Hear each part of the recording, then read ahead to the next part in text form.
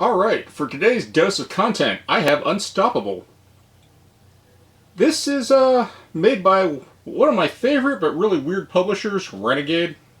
They like to put stuff as Kickstarter and they like to sell it in their store. So, that being said, I'm not sure if it's like a pre-order thing that they test out. Well, one of the interesting things I've noticed is this says Solo Hero Series. Makes me wonder if it's like Renegade's solo games. I bring it up because Warp's Edge, Solo Hero Series, Solo Hero Series, Recklin Run, Solo Hero Series. What caught my eye about it was that it was kind of, you build your own card, similar to what I think is like Mystic Vale or Edge of Darkness. And for the price, it was a pretty good deal. I didn't get the mat because I have enough of them.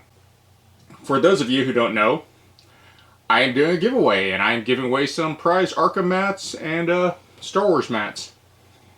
And if you want to know how to win those, check out the 2025 giveaway video that I have. But for those of you who are new to the channel, or haven't noticed, I am doing a 2025 giveaway. I have a bunch of Arkham Horror limited mats I'm giving away, some Star Wars Unlimited mats, some other game mats from other games that I don't really use. So check out that video if you're interested in winning some mats or some other stuff. Tons of great prizes. I add stuff usually once a month to the prize pool. But let's check out Unstoppable. A roguelike momentum deck builder. I have no idea what that means. On the city planet of Circes 2, every alleyway invites a quick and quiet death in the lush forest of the nearest. A single misstep could land you in the belly of a beast. And the harsh wasteland of Tharis holds both grave danger and great treasure for those who search its stocks of discarded rubbish. Amidst the chaos, you find yourself thriving, learning, growing, a child of rank. Touched by fate, but in new danger of shadows, the future of all three worlds. Gather your allies, sharpen your skills, for the darkness days are yet to come. Unstoppable is a solo or cooperative roguelike momentum deck building game in the face of unlimited threats. You need to card craft and deck build wisely to maintain your actions and card draw momentum to become unstoppable. Yeah, so I guess it's a solo two-player game? I don't know. There's not a lot of games in the solo series. One of them was some dueling game that I have no idea where I put it, but it wasn't very good compared to the other two. But this content, and I don't remember what's the exclusive. I gotta go check the Kickstarter. I'm not sure if this is an exclusive. But in the box we have 3 unique bosses, 4 portrait cards, 12 character cards, 14 starting core cards, 25 starting threat cards, 100 core cards, 39 threat cards, 36 upgrade cards, 46 boss cards, 2 player mats and 3 boss mats, 16 credit tokens, 30 damage tokens, 2 armor markers, 2 health markers, 1 damage marker, 12 action point discs, 4 level discs, 121 card sleeves, 20 card dividers, 1 storybook, and 1 rulebook. So that's nice. It comes with sleeves. A game where I don't have to buy sleeves. That's kind of unique. As far as the Tyrant's End expansion, like I said, I don't remember if it's exclusive. I gotta check. A Dynasty in Peril. The Silver family maintains its iron grip on 3 planets Circes, Virides, and Mytharis, but their reign may soon be over. You can play the wayward heir to the monarchy as Rue, or lead the Viridian rebellion as Sima. I don't know why I thought that said Simba. The Tyrant's End expansion for Unstoppable introduces 2 new playable characters, new cards for the core decks, and upgrade deck, and an all-new keyword. Take your card crafting to new heights. Contains 2 portrait cards, 6 character cards, 6 starting threat cards, 36 core cards, 10 upgrade cards, 20 card sleeves, 2 card dividers, and 1 rule sheet. Yeah, there's not a lot in here.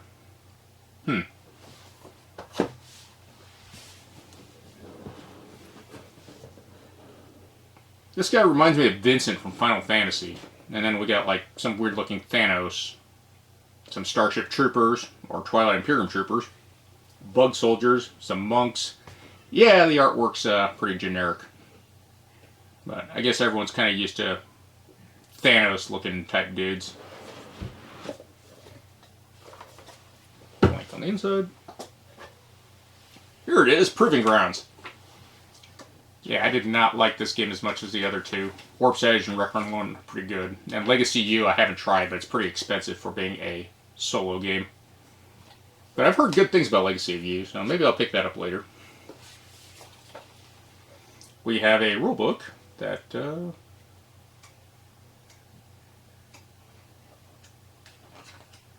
pretty standard, not too long. Surprised it doesn't. Well, I guess that usually you want to put on the back, but whatever. No glosser or index, kind of sucks. But it's pretty much on par with how Renegade does stuff. A storybook, for those of you that cares, reminds me of that one Guardian of the Galaxy games. Shit, what was it called? So far, it kind of looks like Astro.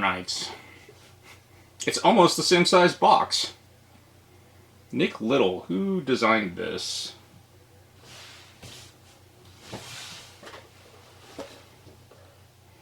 John D Clair. Huh. Okay. Well, this might be a knockoff of Astro. I'm guessing these are our boss boards. I was hoping they'd be recessed.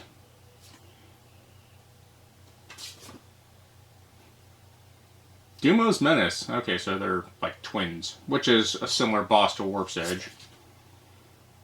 The Harbinger. That feels like a Warp's Edge thing. And something that looks like a hotel, a warehouse, and a loading dock. So I guess it's a crime syndicate.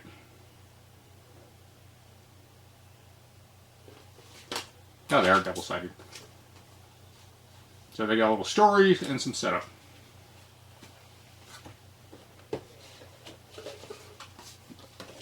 Our generic hero boards. They are also double-sided.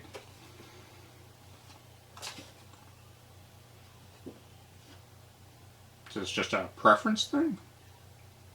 If you just want it on the left side or the right side. They both say deck, they both have portraits.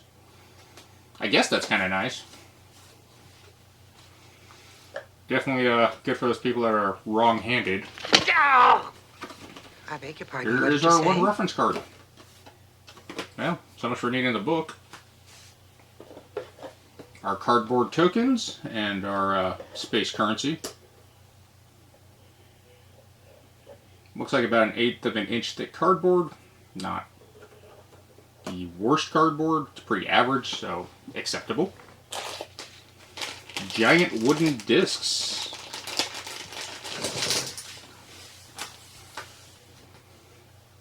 With this really weird looking. What is this? Why are these tokens recessed on some parts?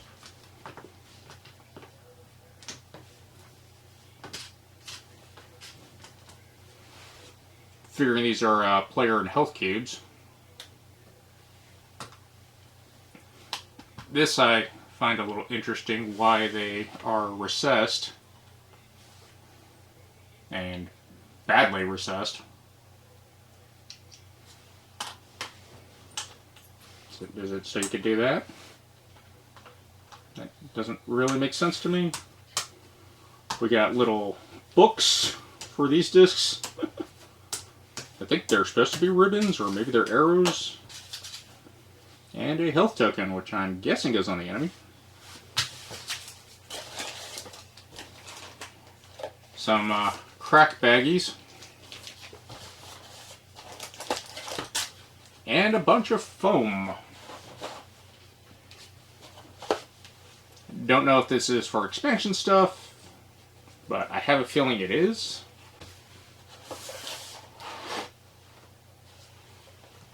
Nope, nothing on, no secrets. Right.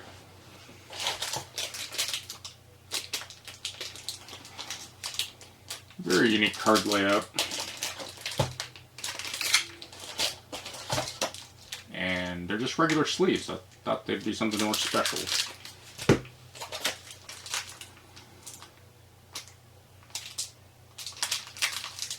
These cards have little tabs on them, and we have an organizer,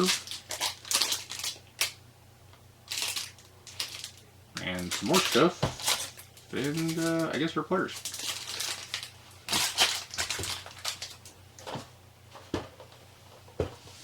So far, this is reminding me a lot of Astro. It's almost the same system except for the card building. Let's experiment a little bit with how this works. Okay, so they're all like that.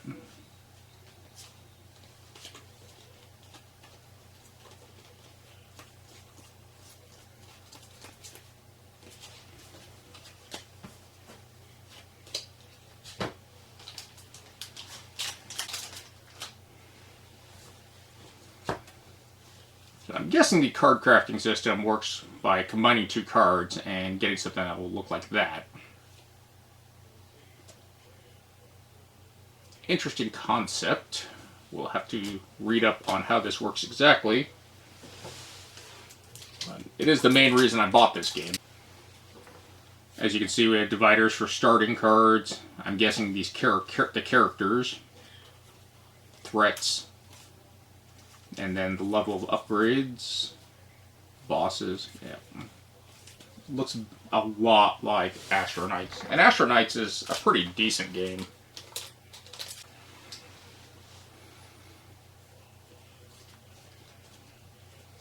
But these would take 3 cards to do a bunch of other stuff. Yeah, okay. Gonna have to do some organizing. And it looks like these are all 1 copy of each. Well, I mean, it's mainly a solo game, so I guess that doesn't matter too much.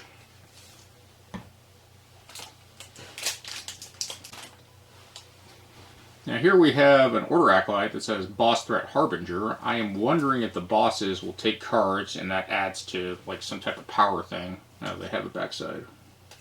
Just story. And there's a lot of these repeat cards. Yeah, these are kind of a pain.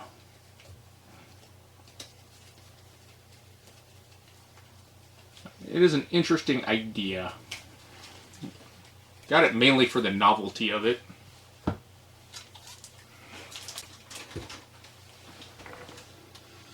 Talk to the inventor. I feel like these are story quests. And maybe they will... No, that doesn't make... Well, maybe.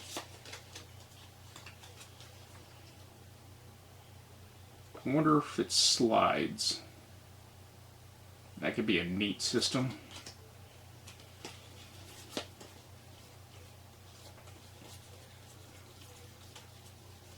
And maybe that is the way it works.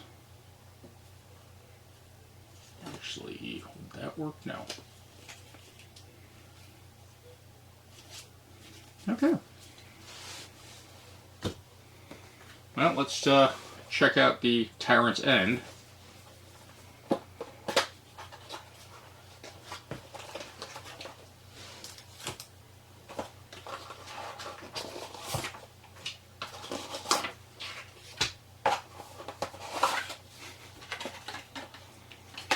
Yeah, not a lot in here. Some more sleeves. Our new characters, stereotypical space Asian princess nonsense. If you're wondering why I'm using the knife, it's because I don't have nails. And Sima, the cockroach. Okay. Not much of a enemy variety, but I'm guessing this is only a one-story mission.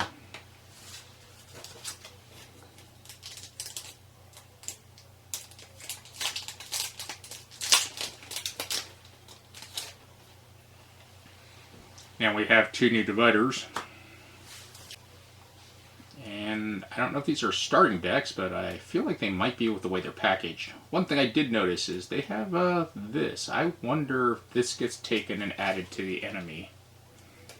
I wonder if it's something like that. That could be interesting.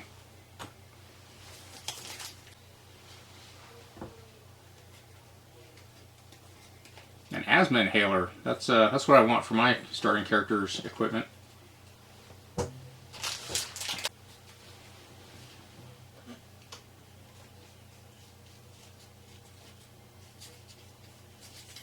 The card quality is really thin too. Feels a little off. But they do have little focus and level stuff on here. Not sure what that all means. Gotta read up on this. But it is an interesting color selection. How are these sleeves? They're pretty thick. They feel very thick.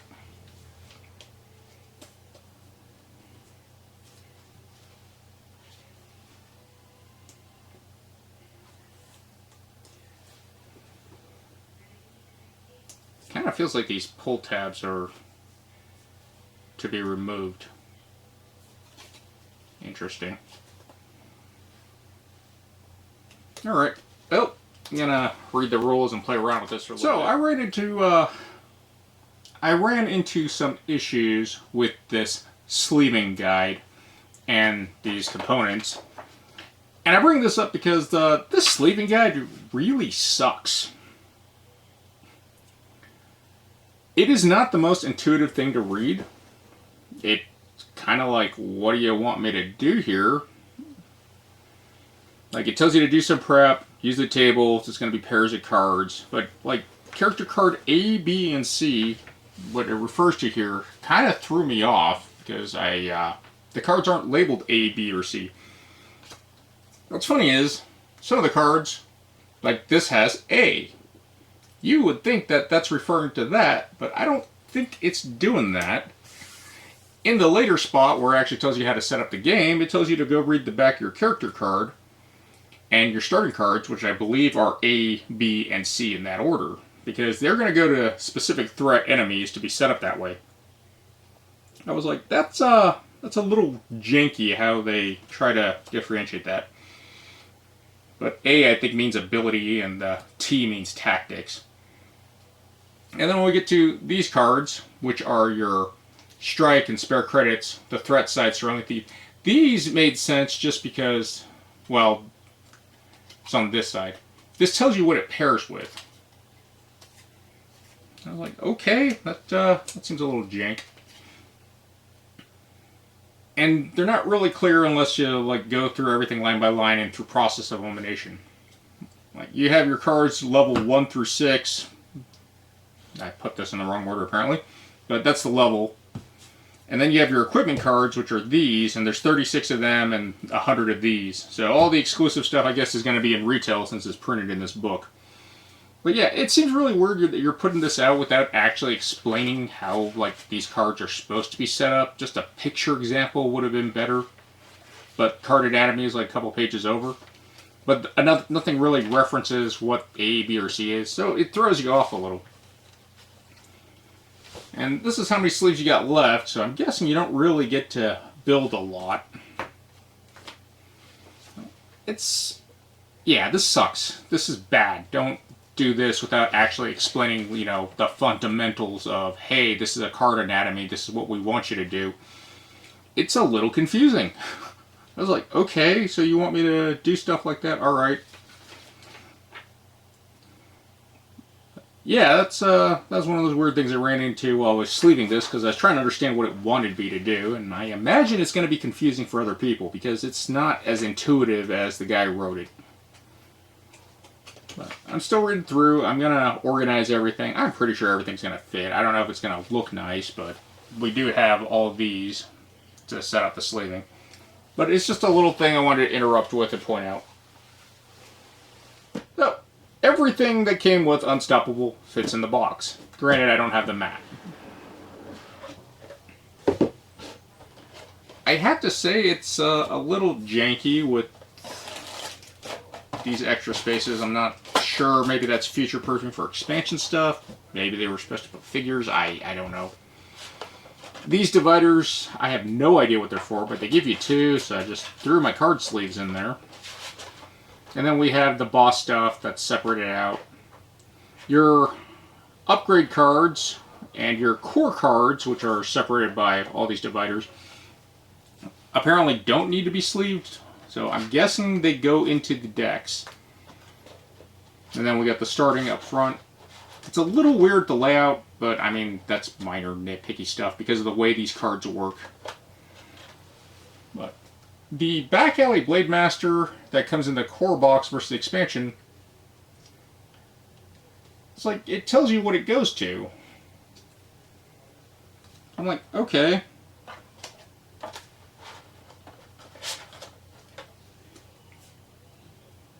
Well, I guess I'm just an idiot. But yeah, it's not as intuitive as I'd want it to be. It's a little weird. The game doesn't seem like it takes up a lot of space. It's an interesting concept. It does remind me a lot of Astro Knights. And Astro Knights it's alright, but honestly, after beating Astro Knights, I've never played it again. This doesn't seem to be the same just because of the variety with the deck building, but there's a weird thing with this token with the tracker, which they're nested, but this arrow means something about what cards you can buy from the market. I'm gonna read up some more and get a game in. Welcome back to the First Impressions. I have played Unstoppable as single player, and I've played it with Jason in a two-player game. Unstoppable is a very interesting card game. Jason pointed out that John D Clair is the guy who created Mystic Vale and Edge of Darkness. I was like, okay, that's why this game seems familiar. Now, caveats with that. I'm not sure if Unstoppable is the better version of Mystic Vale or Edge of Darkness, but I do have to say it's a lot easier and a lot cleaner and a lot faster. And I like that a lot. As far as the comparison to Astro Knights, I think Unstoppable I like more than Astro Knights. I actually don't have much of a desire to play Astro Knights, and I've beaten the campaign of both box sets. So far, I'm finding Unstoppable much more enjoyable. As far as some of the creative differences and benefit, I find a lot of Unstoppable stuff is kind of uninspired. And I say that as in the lore of the space universe that they're trying to go. And Jason pointed this out too with all of Renegade's solo series games, that they've all been on Kickstarter. And I've always wondered why Renegade does weird stuff like this, because sometimes they'll just publish and go public, and other times it feels like it's a beta test. Now, the whole thing about Kickstarter isn't a pre-order thing. I'm beginning to believe that it might be for certain games that they don't have confidence in, or in certain niches. I bring this up because Clank Legacy isn't really started by, Renegade wanting to publish it. They had to gain funds for Kickstarter. And I think that's because legacy games in general are kind of a niche thing, and, if there's no real interest, why print a bunch of it? When people see solo board games, I don't know how common solo board games are, because honestly, I don't have a lot of them. And frankly, Warp's Edge, Falling Skies, and Reckland Alley are the only ones that I actually have that are designed for solo player that I actually enjoy. The other game, Proving Grounds, I actually don't like at all, and I mean, it's not a surprise, it's just chuck dice and a timer. But Unstoppable, on the other hand, I really like. The variety in it is kind of odd, and of course, there's always going to be nitpicks with me, because that's just who I am. Shuffling these cards is a pain, and it's a pain because of the cutouts here. This cutout does make it a pain to shuffle. Another thing is, because of this cutout, which I guess is a side-loading thing, when you do shuffle and when you're inserting cards, you have an issue of tearing these sleeves. I've already broken 2 of these. One I've done, one Jason's done. And I was like, that kind of sucks. For comparison, these are normal playing card sleeves. The only problem is that they seem to be a little bit wider, and that's because you have to sandwich 4 cards in it. So they're a little tight. But that just depends on the sleeve brand. Maybe that's just because I used the Gamegenic sleeves. And that's to be said, maybe they'll sell these sleeves, or I'll find some sleeves that are a little bit more baggy. The color coding stuff, like the white on one side, but then blue instead of like this brown, gold, copper, whatever you want to call it. I don't think it's that big of a deal, but Jason found it to be a really weird turnoff because it confuses him. I was like, okay, I guess I can see that. The scaling in this game is what I actually really like about it. Anytime you get a card, and depending what your level is, you're going to start upgrading it. And those upgrades is an organic way to actually increase difficulty of the game, because now the enemies might gain certain traits, which is like the bottom of this card will say taunt. When you buy it, you're not allowed to look at the, well, you're not really supposed to. But you'll put it here. Well, that's a bad example, but whatever. When you insert it, it's going to give the enemy that new ability. And slowly, it makes them organically feel like they're power scaling with you. I really like that. But the threat level is also another mechanic that will power scale these numbers. It's a interesting system. How balanced it is, still don't know how balanced it is, just because, again, I've only played this twice. The 2-player variant isn't much different than the single-player variant. It just comes down to, can you guys take care of each other's stuff? And that's really the issue, because getting the cards when you're drafting, and you're still drafting 3, but there's still some luck to getting what you need. The game's card draw system is very unique. I like the idea of it. I understand the goal of what you're trying to do, and the whole thing about being unstoppable is you want to run your deck out as fast as you can so you can level up to get the good cards. And if you can keep that momentum going, you can power up really fast before this timer gets to like the 5 down here, which gets really annoying. The game does have a lot of systems. The refill the market, discarding, burning cards, bad cards out of your deck.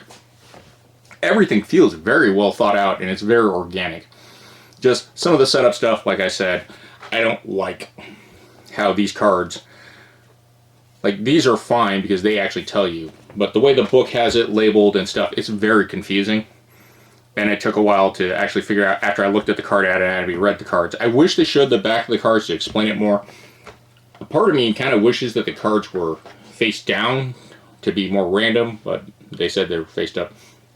Another thing that I find really irritating is cleanup and shuffling these. This cutout I just don't like. I kind of wish it was on the bottom or the top or something less intrusive. But not being able to have these in sleeves is worrying, because these cards are thin. They feel very thin for some reason. And I don't know how long they're going to hold up. But also, because of this cutout, they're very difficult to shuffle, even with sleeves. So I'm a little bit worried about the longevity and keeping this game in pristine condition. And I'm not saying that like no marks or anything. I just don't want it to, you know, get grimy and dirty with human sweat and crap. So that's kind of a turnoff. I do wish that they had a little bit more variety in the bosses, but I see expansions coming in the future. And honestly, this is a very interesting, brilliant idea. The fact that this is also a game that you can play 2 players with. It's not truly a solo series, hero series game, as they call it. And I think that's a good move on the designer's part, because solo games, just a lot of people don't play solo board games. They'll buy board games that can be played solo, and usually a lot of board games have an issue with scaling. Unstoppable scaling is actually pretty good because of the way it's designed so far. And that's kind of how scaling should work. But most games, and I'm going to throw out Total War again, that game was specifically designed for 4 players. There's no way to fix that game unless you play 4 players. Other games, such as I've called out about like Earth Under Siege, I don't know yet, I haven't gotten around to it, but it looks like 4 players is what you need. Other bad examples are like Dark Souls or the Bloodborne board game. That game is terrible if you play with 4 players, but it's super easy if you play with 1. I don't understand how that works. It's just a really weird system, and people always argue with me, well, how scaling works in games, and I'm always like, yeah, I guess, but it feels really odd. Like, Stalker scales very well to the player count. Arkham is, and I say Arkham as in Arkham Horror, the whole franchise games, it does scale very well, but like Eldritch Horror, you have to scale by having playgroups of 2 people. If you have odd numbers, it just goes to the higher difficulty for reasons. The card game, I think, scales very well. So it's a hard balancing act, but I really do think that John D Clair did a good job with the scaling, because it's very simple. You're basically just playing 2 decks. The only thing that interferes with it really is if one player dies, you guys all lose. The other issue is, you know, if you're at both the same level of upgrading cards, you might want that top card before the opponent or the other player. And that comes down to discussing and seeing how things work. You know, there's always a random luck with deck builders. It's not 100% perfect. Component-wise, these are fine. I don't have an issue with them. I don't know if you need more, really. These tokens, I don't mind the tokens. I actually like them. I just kind of agree with Jason. If you're going to do like the color-coded back thing, you might have wanted them color-coded. The janky idea of how you could do the upgrade for your core power levels and get bonus stuff. I thought it was a little gimmicky at first, but after I started getting the cards that actually do it, I found out, you know, this is actually a really good idea. It's a way to do stuff. And then another thing I found out later was like, hey, we got a really cool core card level, but we got some really good upgrades. Do we want to make stuff difficult? And again, upgrading whatever the boss cards are, you have the potential of making this better or worse for you. You throw a powerful upgrade on a enemy that you don't realize is garbage, and it's not that bad. You throw a powerful upgrade on a powerful enemy, it's going to be a bad time. Some of the things that get really run away is like the fast ability, because you're always going to have 3 enemies spawn unless they have fast. They don't count towards your 3 for some reason, and that kind of sucks. So I'm like, okay, this is going to be rough. The shield system, I get the idea of the shield system, but it going back down to 0 at the end of the turn is kind of rough at times. Like getting the healing, getting the defensive cards, getting the attack cards, everything is kind of random. And I feel like you kind of have to memorize and know exactly what enemy cards, what the backs of the cards are, because you can't look at them. It's kind of how you mess with the draw too, because when you defeat the enemy, you actually draw them and use their abilities, and that's actually, you know, really a neat idea. It's really innovative. But I've also ran into points where it's like, I've destroyed everything. I'm running out of my hand. I'm only going to draft 1 card. I'm kind of stuck. I got to hope that card is going to be able to defeat enough enemies for me to get more cards back in my hand. So it's a very interesting take and pull. I think it's good. I just don't know if it needed more cards or a little bit of tweaking, because it does feel like some parts are luck. There are times that you're just not going to get what you need, and other times it's just like, wow, that was a lot easier than I thought it would be. Like, we did the Harbinger, I did it solo, I beat it, and then I played with Jason, and the Harbinger was, yeah, kind of swingy. And by the nature, maybe that was the intention of the design. Granted, you know, like Mystic Vale and Edge of Darkness, you're competitive with each other. This, your co-op team. As far as the Triumphant and the Dumo's Menace, they are different. I don't know why the solo series always tries to do a story. I think it's kind of weird, but, you know, I guess that's part of what is enticing to some people. But in general, I don't like the actual writing style of these stories. They don't actually inspire me or make me care.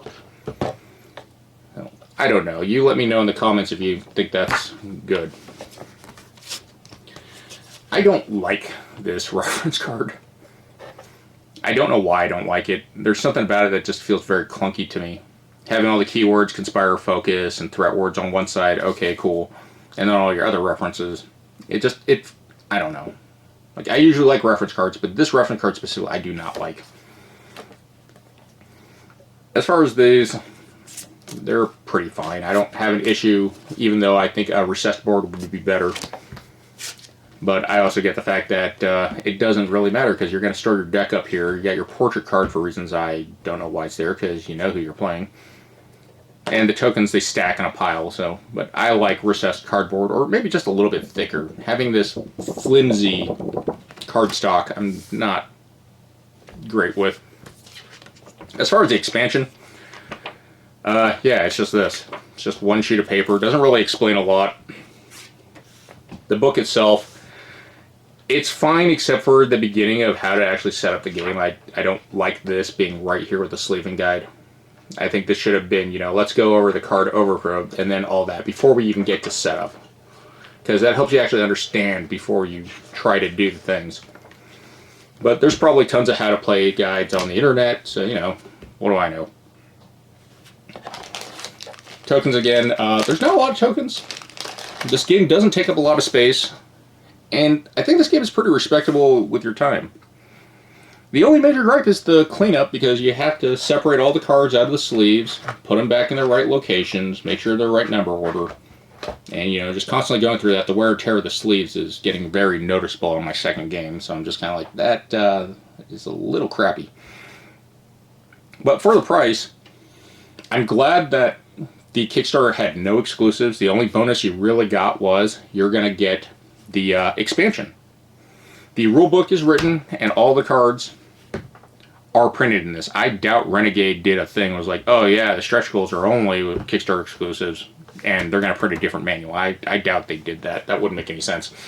After looking at solo Hero Series games, there are no exclusives. Everything can be bought from Renegade. And honestly, I actually like that a little bit more than exclusives. Because it doesn't really say FOMO, buy this now, you're going to miss out. I don't think you're going to be missing anything. I think you're going to get the full product. And honestly, I think it's a pretty good time. Warp's Edge I like because it's pretty simple, it's straightforward, and it's fast to set up and take down. Wreckland Run, I like the idea of Wreckland Run, but I don't like how much more stuff I have to keep track of. Mainly because, and I don't know, I could be wrong, but I actually want to know your guys' input. When you play a solo board game, is all the setup and teardown worth it compared to playing a video game? And again, this might just be me and me being lazy. But when you try to add so much to a board game that it becomes convoluted and dysfunctional and it's more of a chore to play it than just turn on your PlayStation or Xbox, I kind of feel like I'd rather just buy a video game. And for the price, you know, this is $60, which I guess is the average price of video games. I don't know. I think it's like $79, whatever the average price of video games are now. I think Unstoppable does a phenomenal job, and it feels very different in a fun way. I look forward to actually playing this. I don't know if I look forward to playing it single player more than two player. I like playing games with more than one person. It also helps, you know, with the setup and tear down fast when you both know what to do. But I like the communication, talking to people, making decision making, and planning. So I think Unstoppable is really good. And out of all the solo series games, this might be the best one from Renegade. I'm going to say Warp's Edge is definitely number 2, and then Wreckland Run 3, and then Proving Grounds, which I don't like at all. Falling Skies is pretty good, but Falling Skies is also kind of random with Space Invader stuff. So take that with a grain of salt. But Unstoppable, if you're looking for a solo player kind of deck builder with a unique upgrade system, Unstoppable is pretty damn good. I've been having fun with it. The story, I just don't care about. They're usually bad, and honestly, a lot of the artwork is kind of all over the place. Like I said, this looks like Vincent from Final Fantasy VII. We got generic Starship Troopers or Twilight Imperium Troopers. We got Cyberpunk Thanos. Come on, they're just art's hard. I get it, but try to be a little bit more creative. The always with the sci-fi trope too is I really am tired of the Asian trope thing, and I'm not saying this as like Asian representation or whatever. If you really think that the future is going to be dominated by like old cultures of Earth instead of running into new cultures, it's very odd. I personally find that just kind of a lazy cop-out, and it proves to me that there is no originality when people think about what the future's going to be. And a lot of this art is a representation of copy-paste. You're literally just copying the pictures from other things and just trying to make them more updated instead of trying to actually make a new. And that takes a lot of work. Don't get me wrong, it takes a lot of work to make the lore and all the work for a new civilization and idea. But that's also the reason why like a lot of movies are bad, because no one's trying to innovate and they're trying to be safe. But it does get boring. And I don't know if like Renegade or John D Clair or anything got in this weird thing where if you want your product to succeed, you got to make it safe. Yeah. Those are my thoughts on Unstoppable. I will probably be playing this a lot more in the future. If you guys want to see playthroughs, let me know in the comments and I'll post those. Other than that, thank you guys for watching. If you didn't pick up, I'm still doing the 2025 giveaway. Well, whatever year you watch this, I'm still doing giveaways for that year. Check out those videos. You don't have to subscribe to enter, but you do got to leave a comment in the video. If you enjoy what I do, definitely subscribe. If you have any comments or questions, please post them. I'll get to them when I can. Other than that, take care of yourselves, and GG's.